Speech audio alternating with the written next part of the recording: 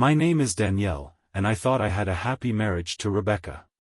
We had been together for 7 years, married for 4, and life was comfortable. Not perfect, but good. At least, I thought so. Then things started to change. At first it was little things. Rebecca started taking the train more often, even when she didn't have to. She used to commute to work, but suddenly she said the train was just relaxing. Then she started dressing differently, tighter skirts, high heels, even though she used to complain about them.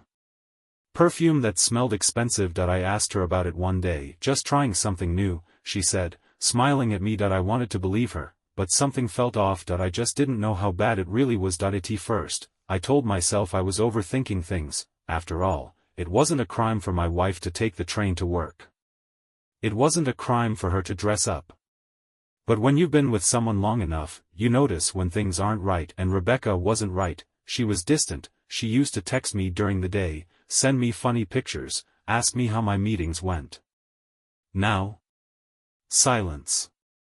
If I texted her, she'd take hours to respond, and when she did, it was short, distracted. Busy. Talk later. Work is crazy today. Just got home, exhausted. But when I asked her about her day in person, she never had much to say. Same as always, she'd shrug, barely looking up from her phone. It was like she was living a completely separate life, and I was just someone who happened to share the same space with her. Then came the train obsession. Rebecca hated public transportation when we first got together. Said it was too crowded, too slow, too unreliable. But now, she loved it. She started leaving earlier in the mornings and coming home later, always talking about how relaxing it was to just unplug and enjoy the ride. And it wasn't just for work anymore. She started taking the train on weekends. Just running errands, she'd say. Meeting up with some friends downtown. You don't want to come, it's boring. She always had a reason, and I always believed her, until the night I saw something that made my stomach drop. One Friday night, Rebecca was supposed to be home by 7 p.m. We had plans. Dinner reservations. A movie we'd been meaning to see, but 7 p.m. came and went, then 8 p.m., then 9:30, she finally texted, Rebecca, got caught up at work. Heading home soon. Love you. It seemed harmless, right? But there was one huge problem. She had told me she wasn't working late that day. That morning, she had said, I'm actually getting off early. Maybe I'll stop by the mall before heading home. So why was she suddenly at work late? Something wasn't adding up. I opened the Find My iPhone app on my phone, something we set up years ago for emergencies. We never used it, but that night, I did, and what I saw made my heart race. She wasn't at work, she wasn't at the mall, she was at the train station. I sat there, staring at the screen, my mind racing. Why would she lie about where she was? What was she doing at the train station at 9:30 p.m., and most importantly, who was she with? That was the night I decided that I was going to follow her. And I was going to find out the truth. I sat in my car outside the house, my phone still open to Find My iPhone. Watching the little dot that represented Rebecca stay fixed at the train station. She wasn't moving, not heading home, not caught up at work. Just there, waiting for something. Or someone. I gripped the steering wheel, my mind racing. I could have just called her, demanded an explanation right then and there, but I already knew she'd lie. So instead, I grabbed my keys and drove straight to the station. The train station wasn't too far from our house, just a 10-minute drive. By the time I got there, it was nearly 10 p.m. The place was mostly empty, aside from a few late-night commuters and a group of teenagers hanging out near the benches. And then, I saw her, Rebecca, standing near the platform, dressed in the same outfit she had left in this morning, but now, her hair was different. She had fixed it, like she had gone somewhere. Like she had been with someone. My stomach twisted. I watched from a distance as she pulled out her phone, typing quickly before slipping it back into her purse. And then he walked up to her. A man in a train conductor's uniform. He was tall, probably late 30s, with an easygoing confidence. The kind of guy who looked too comfortable with my wife, because the second he reached her, she smiled. Not a polite smile, not a, oh, I recognize you, smile, but a soft, familiar, intimate smile, the kind of smile she used to give me that I felt my hands clench into fists as I watched. Then, before I could even process what was happening, she leaned in and kissed him, right there, on the platform. No hesitation, no guilt. Just passion that I felt like the wind had been knocked out of me. My wife was kissing another man, and I was standing there, watching it happen. I should have confronted her right then and there. I should have stormed over, demanded answers, made a scene, but I didn't. Instead, I took out my phone and snapped a picture. A clear picture. Evidence, because I wasn't just going to confront Rebecca. I was going to make sure she couldn't lie her way out of this. And the next time she walked through our front door, pretending like she had just been caught up at work, she was going to find out exactly how caught she really was. I sat in my car, gripping my phone so tightly that my knuckles turned white. The picture of Rebecca kissing the train conductor was right there on my screen. Undeniable proof. My wife wasn't just lying, she wasn't just hiding something, she was having an affair, and she was comfortable doing it in public, thinking I'd never find out. The worst part, she looked happy, like this was her real life, and our marriage was just an inconvenience. I wanted to storm onto that platform, grab her by the arm, and demand an explanation right there and then, but I didn't. Because I needed to be smart. I stayed in my car and kept watching. Rebecca and Mr. Train Conductor were standing close, talking in hushed voices. Every now and then, she would laugh, tilting her head the way she used to when we were first dating. Then, I saw something that made my blood boil. She reached up and touched his chest, not just casually. It was intimate, like she had done it a million times before, like this wasn't new. That's when I realized. This wasn't just an affair, this had been happening for a while. I clenched my jaw so tightly it hurt. How long had she been doing this behind my back? Weeks? Months? Had she ever felt guilty at all? Because from where I was sitting, she looked completely at ease, like she belonged there with him. After a few minutes, Rebecca and her mystery conductor boyfriend shared one last glance before he turned and walked toward one of the parked trains. Rebecca lingered for a second, checking her phone. Then, she turned and started walking toward the parking lot. I barely had time to react. She was heading straight toward me. For a split second, I thought she was coming to my car, that somehow, she had seen me, that she was about to break down and confess, but she didn't. She walked right past me without even noticing, got into her car, and drove off, like nothing had happened, like she hadn't just cheated on me in plain sight. I waited a few minutes before heading home myself. I needed to cool down.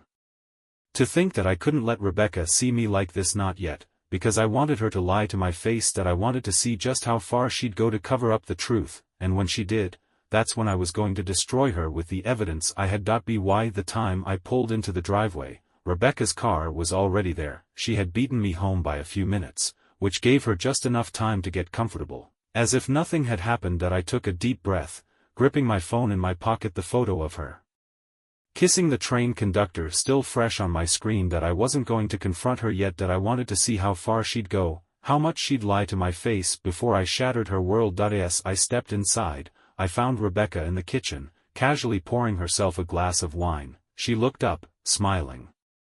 "Hey, babe," she said, like everything was normal. "Sorry I was late, work was crazy tonight." Work? I almost laughed right there. Instead, I kept my voice calm. Too calm. "Yeah," I said, setting my keys down. "What kept you?" She sighed dramatically, rolling her eyes. "Ugh, you know how it is. I got caught up with some reports, and then traffic was a nightmare getting home."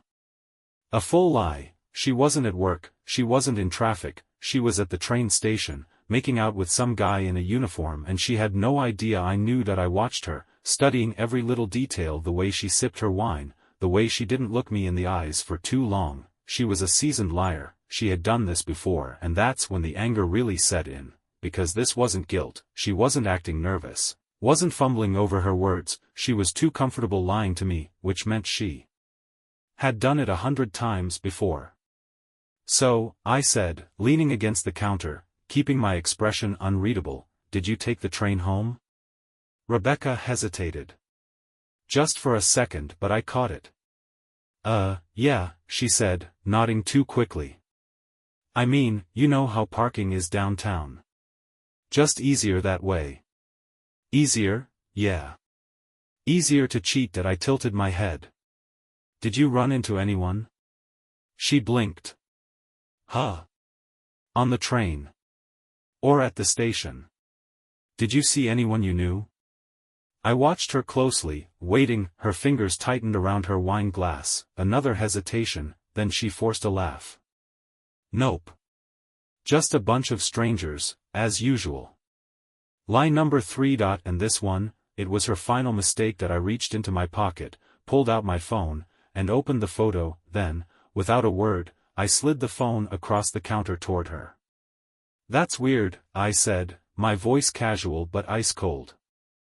Because this sure doesn't look like just a bunch of strangers. Rebecca frowned, confused until she looked down at the screen, then her entire body went rigid, her face paled. Her fingers trembled slightly as she set her wine glass down. That I saw pure panic flicker in her eyes. She knew she was caught, and now, she had nowhere to run. For a moment, Rebecca just stared at my phone screen. The photo of her and the train conductor, locked in that intimate kiss, was staring right back at her. That I saw her brain scrambling for an excuse, for a way to twist this, to talk her way out of it, and I let her. Because the more she talked, the more lies she told, the worse she was going. To make it for herself. Tom, she swallowed hard, forcing a nervous laugh. This isn't what it looks like. I exhaled slowly, tapping the counter. Really? I said, tilting my head. Because it looks like my wife was kissing another man at a train station when she was supposed to be working late. She flinched but quickly recovered, shaking her head like she was offended. It's not like that, she insisted. It was. She stopped, grasping for something, then blurted out, he was just saying goodbye. I stared at her. Saying goodbye? I repeated. Yes, she said quickly, latching onto the lie. It's not like that, Tom. He's just a friend. We've been talking, and he was going through some stuff, and I was comforting him. I actually laughed. A real, bitter laugh. Rebecca, I said, shaking my head. Do you always comfort your friends with your tongue down their throat? She winced, gripping the counter like she needed support. Okay, she rushed, switching tactics. I won't lie, I was emotional. We got close. But Tom, it didn't mean anything. There it was, the classic "it didn't mean anything" defense. That I folded my arms, staring at her. Didn't mean anything? So you just accidentally kissed him? She opened her mouth. Closed it. Opened it again, then the ultimate betrayal of guilt. She looked away, and in that moment, I knew she was done. How long? I asked, my voice dangerously low. She hesitated. How long? I repeated, slowly this time. She exhaled sharply, looking everywhere but at me. A couple months, she mumbled. My hands curled into fists. A couple months, I echoed. So every time you left early, every time you missed the train, every time you got home late, I let out a cold chuckle. You were with him? She didn't deny it, she couldn't, because we both knew the answer. Rebecca suddenly changed tactics again, rushing toward me, grabbing my arms. Tom, please, she whispered, tears welling up in her eyes. I know I messed up. I was lonely, I felt like we weren't connecting anymore. But I love you. I don't want to lose you. I pulled away like her touch disgusted me. You don't love me, Rebecca, I said flatly, her lips quivered. Yes, I do. I shook my head. You don't cheat on people you love. Her face crumbled. She knew I was right, and for the first time, she realized she couldn't fix this. This wasn't some fight we'd get over, this wasn't something I'd forgive, this was the end. That I took a deep breath, steeling myself for what I was about to say. I'm done, Rebecca. Her whole body tensed. No, Tom, please, no, I cut her off. I'm not going to be someone you lie to. I'm not going to be some fool sitting at home while you run off to play around with some train conductor. Her tears finally fell, but they meant nothing to me. because they weren't for me, they were for herself. She wasn't crying because she lost me, she was crying because she lost control of the situation, but it was too late that I grabbed my phone, tapped a few times, and then held it up so she could see the screen, her face twisted in horror because there, on the screen was an email. To a divorce lawyer. Filing for divorce immediately. I looked her dead in the eyes. This marriage is over. And for the first time that night, Rebecca had nothing left to say. The second I said the word divorce, Rebecca's entire demeanor changed, her tears stopped, her breathing hitched, and she just stood there stunned, like she had been hit by a truck. "Wait," she whispered, her voice cracking. "You're serious?" I exhaled, shaking my head in disbelief. "Rebecca, I just caught you making out with another man at a train station. What the hell did you think was going to happen?" Her mouth opened and closed, scrambling for words, but nothing came out, because for the first time, she realized I wasn't playing her game anymore. "Tom, wait, please," she rushed forward, grabbing my arm. "We can fix this. I know I messed up, but don't throw everything away over one mistake." "One mistake?" I yanked my arm away from her, laughing bitterly. "One mistake?" I repeated, my anger boiling over. "Rebecca, you just admitted you've been seeing him for months. Do you even hear yourself?" She froze, her lips pressing into a thin line, then she tried a new tactic, one I knew was coming. "This is your fault too, you know," she blurted. I blinked. "My fault? Excuse me?" I asked, my voice dangerously calm. She crossed her arms, stepping back. "You were always so busy. You stopped paying attention to me. I felt invisible, Tom. And she hesitated, then dared to say it, he made me feel wanted again." I stared at her, letting the words settle, and then, I did something that completely threw her off. I smiled, because in that moment, I felt something I hadn't expected, relief. I wasn't sad, I wasn't heartbroken, I was just done. "You know what, Rebecca?" I said, shaking my head. "I was busy." "You're right. I was working hard. Paying the bills. Building a future for us. A future you apparently didn't want." She opened her mouth to respond, but I didn't let her. "But instead of talking to me, instead of trying to fix things like an adult, you decided to sneak around behind my back with some train conductor? That's not a mistake, Rebecca. That's a choice." She swallowed hard, tears forming in her eyes again, but this time, I didn't care. I turned, grabbed my jacket, and started walking toward the door. "Tom, where are you going?" She rushed after me, her voice desperate. I stopped at the doorway, my hand on the knob, and glanced back at her one last time. "Anywhere but here." And then, I walked out and I didn't look back. I drove straight to Mark's apartment, my best friend, the one who had been warning me for months that Rebecca wasn't acting right. He opened the door, took one look at my face, and just nodded. "She did it, didn't she?" he asked. "Yeah," I said, stepping inside. "She did." He handed me a beer without another word. I took it, sat on his couch, and for the first time since this whole mess started, I felt peace, because Rebecca was no longer my problem. The morning after I left, everything felt different. For the first time in years, I woke up without a weight on my chest. No dread. No wondering if Rebecca was lying to me, just silence, and it felt amazing. By the time I checked my phone, I had dozens of missed calls and texts from Rebecca. Most of them were pathetic. "Rebecca, Tom, please come home. We need to talk, Rebecca, I swear, it wasn't serious. Don't do this, Rebecca, can we just meet? Please." Then came the blame game. "Rebecca, I don't know why you're acting like this.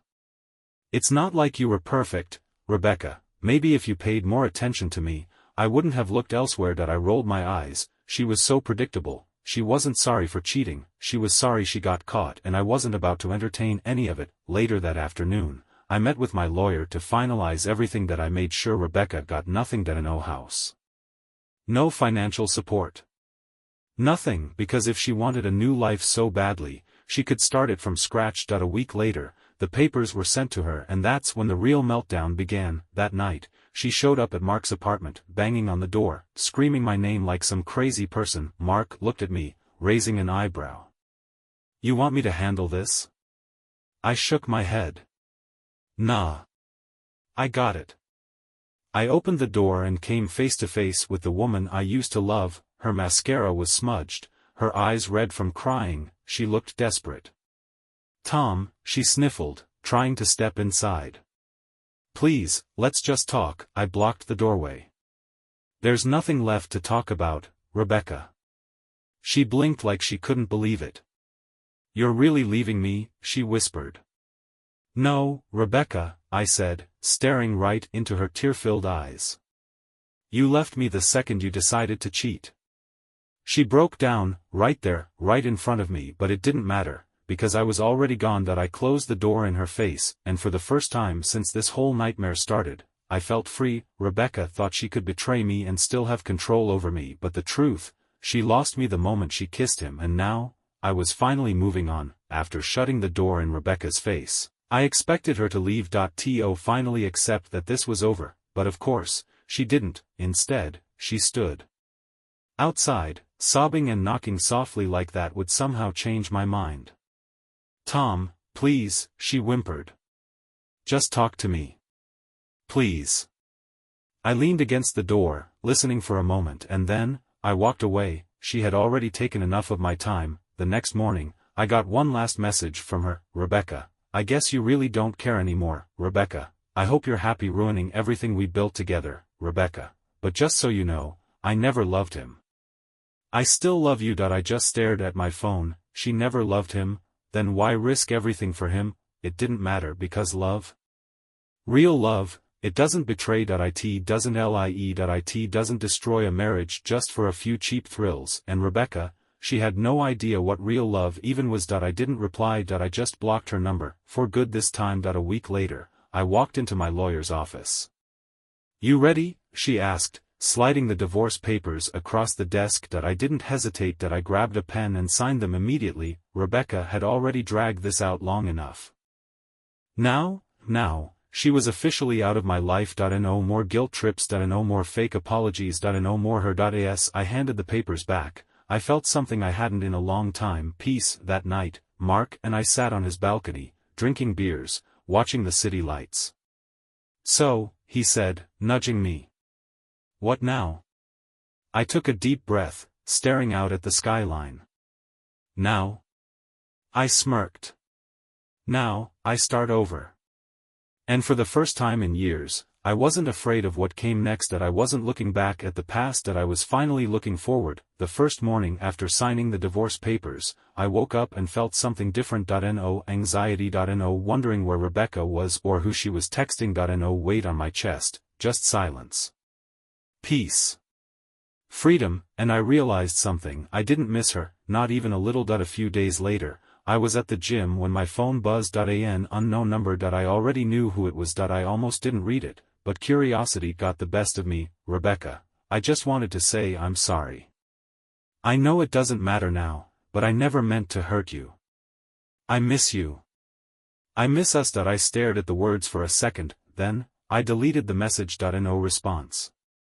No second chances. She wasn't sorry for what she did, she was sorry that she lost me, and that wasn't my problem anymore. Without Rebecca's lies weighing me down, I started focusing on the things I had neglected for so long. I got my own place, one that felt like mine for the first time in years. I picked up old hobbies, things I had stopped doing because I was too busy trying to fix a marriage that was already broken. I reconnected with people who actually cared about me, and the best part, I was happy, truly, honestly happy, and it had nothing to do with her. One night, Mark and I were at a bar downtown, catching up with some friends. Then, I saw her, Rebecca, sitting alone at the other end of the bar, stirring a drink, staring at her phone. She looked different, not better.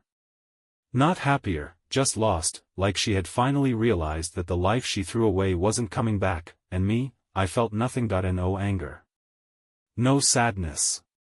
No bitterness. She was just a stranger now. Mark must have noticed me looking because he leaned in and smirked.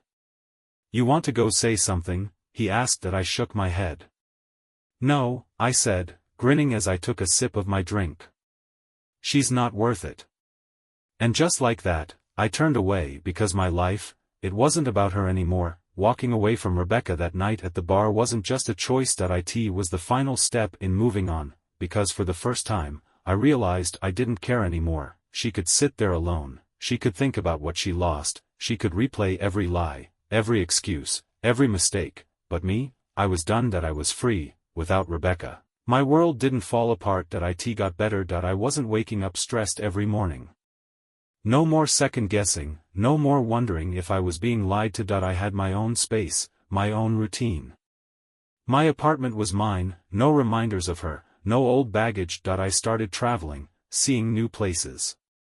Things I always wanted to do but never did because Rebecca was too controlling, too selfish, and you know what? It felt damn good. I wasn't just surviving, I was thriving. A few weeks later, Mark sent me a text. Mark, dude. You're gonna love this. Attached was a screenshot. It was a social media post from one of Rebecca's old friends. She had been dumped. By the train conductor. Apparently, he moved on to someone else, and Rebecca, she was spiraling, posting about how men are trash, about how people don't appreciate loyalty. I nearly spit out my coffee laughing. Loyalty, from her, the woman who lied, cheated, and destroyed her own marriage. It was poetic, because the life she betrayed me for, fell apart just as quickly as she built it. I sat there, staring at my phone, and felt nothing but satisfaction, not because she was miserable, but because I knew, without a doubt, I won. Not in a petty way. Not in a revenge kind of way, but because I moved on. She thought she could cheat, lie, and still keep me around. She thought she could have her fun and never face consequences, but now, she had nothing, and me, I had everything to look forward to. So I deleted the message. Didn't reply. Didn't even think about her again because Rebecca was just another mistake I had left behind, and my future had nothing to do with her. After I deleted the message about Rebecca getting dumped, I sat there for a while.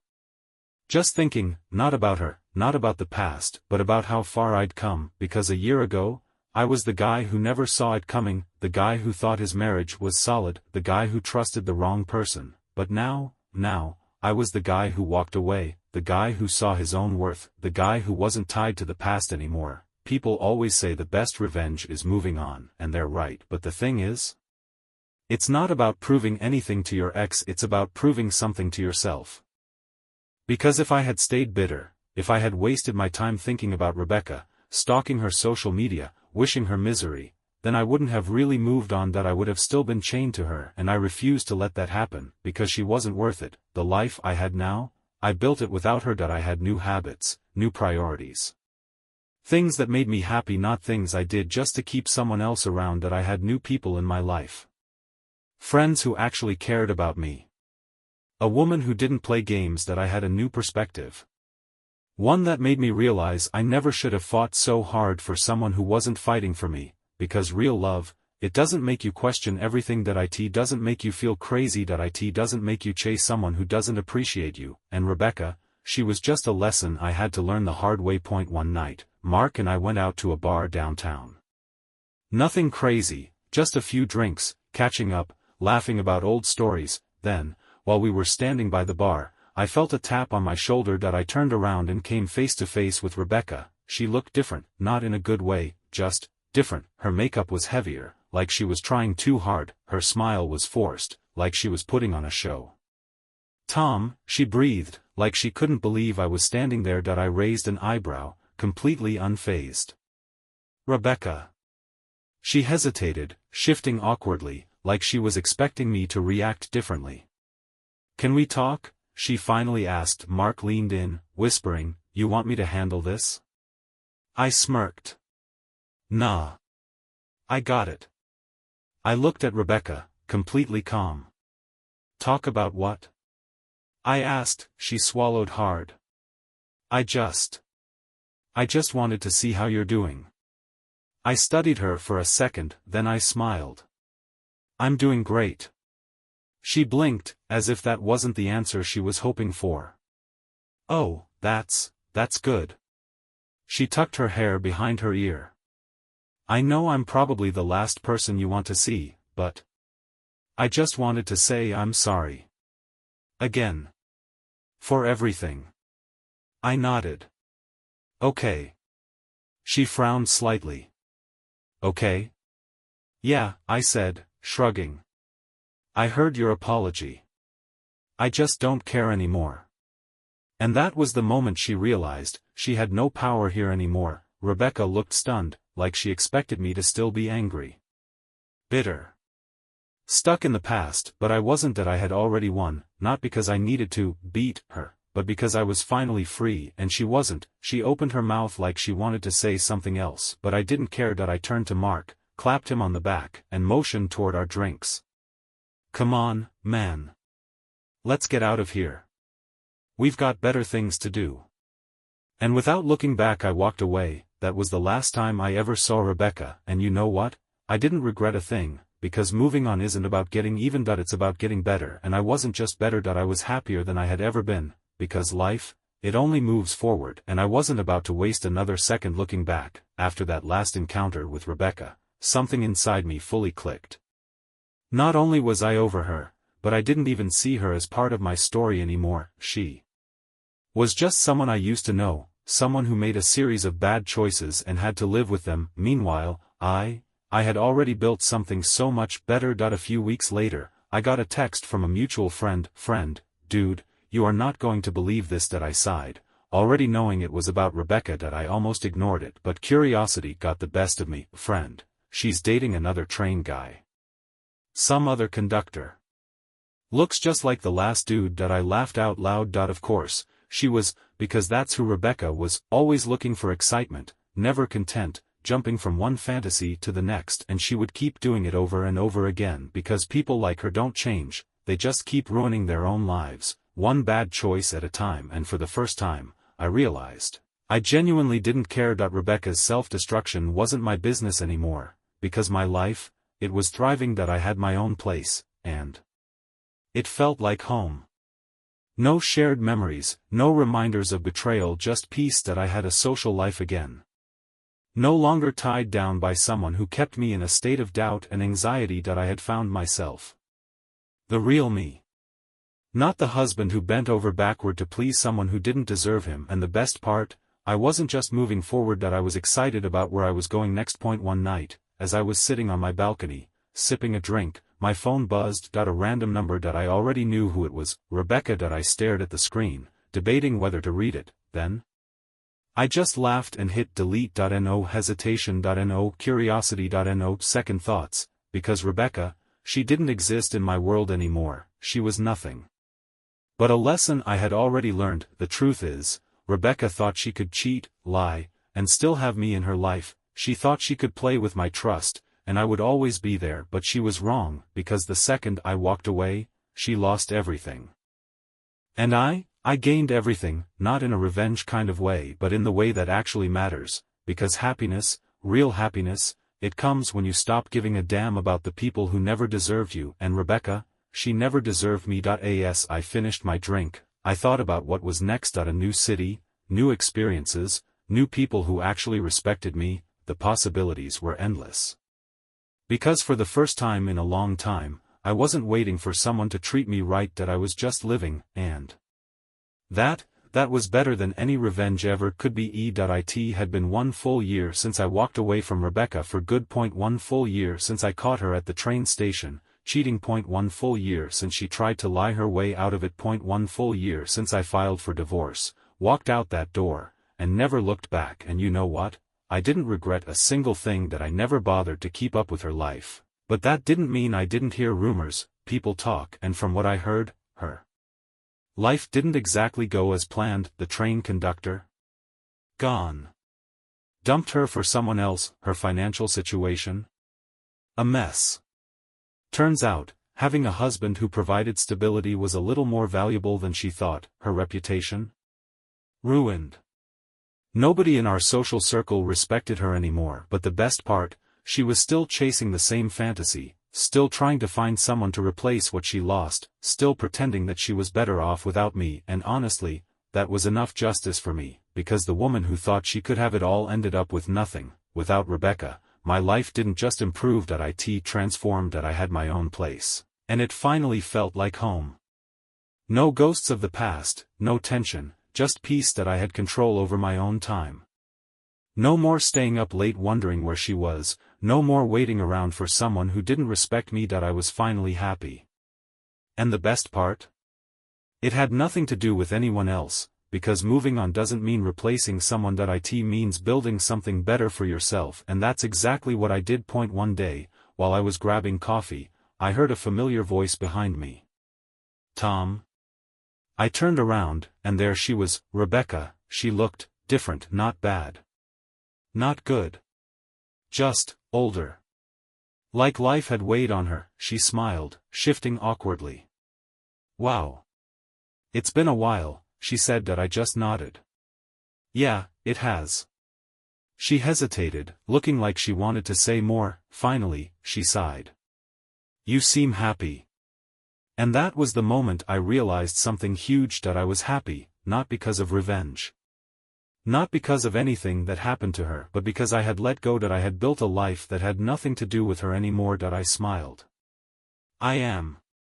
She opened her mouth, like she wanted to ask something, but I didn't wait. That I simply gave her a nod, turned around, and walked away because there was nothing left to say, nothing left to prove. Rebecca was just someone from my past, and my future, it was waiting for me. Rebecca thought she could cheat, lie, and never face consequences. She thought she could have her fun and still keep me around. She thought I'd never leave, but she was wrong. Because I left and I never looked back. That I didn't need revenge. I didn't need to see her suffer, because the best revenge is being so happy that you don't even think about them anymore, and that's exactly what happened. So if there's one thing I learned from all of this, sometimes losing someone isn't a loss. That it's freedom, and that's the best ending I could have ever asked for. Months passed. Then a full year and a half. By this point, Rebecca wasn't even a thought in my mind anymore. She was just a name from my past, nothing more. Why life had completely changed, and not in some dramatic, movie-style way. It was better in the quiet, meaningful ways. I woke up every morning feeling at peace, not in doubt. That I built a life I actually enjoyed. Traveling, working out, trying new things I had once put on hold. That I surrounded myself with people who actually respected me. People who added to my life, instead of taking from it. That I wasn't just free from Rebecca. That I was free from the man I used to be when I was with her, and that was worth everything. One day, while clearing out my inbox, I saw an email from Rebecca. I stared at it for a moment. I could have ignored it. Deleted it like I had done before, but something in me wanted to read it one last time. So I did. I just wanted to say this, Tom. I don't know if you'll ever read this. Maybe you blocked me. Maybe you moved on completely, but I just wanted to say I'm sorry. I know I said it before, but I don't think I ever really understood what I did to you until now. That I ruined something real, and I can never take that back. I hope you're doing well. Rebecca. I sat there, looking at the words, and for the first time, I didn't feel a single emotion reading her name. No anger, no regret, no sadness, nothing, because I had already moved on. I had let go of her, of what she did, of everything we were. So I did the only thing left to do. I closed the email and deleted no reply. No second thoughts, just a final, silent goodbye. Rebecca thought she could cheat, lie, and manipulate me forever. She thought she could destroy our marriage and still keep a hold on me, but what she never realized was that the second I walked away, she lost me forever, and that was her real punishment. Not my anger, not my resentment, not revenge. But the fact that I moved on so completely that she no longer mattered. That's what real freedom looks like, and I finally had it. So as I stood on my balcony that night, looking out at the city, I smiled to myself, not because I won. Not because she lost. But because I knew, without a doubt, the best thing I ever did was leave her behind, and my future had nothing to do with her anymore. Rebecca was just a bad chapter in my story, but now, I was writing something better, something real, something that had nothing to do with her, and that was the real happily ever after.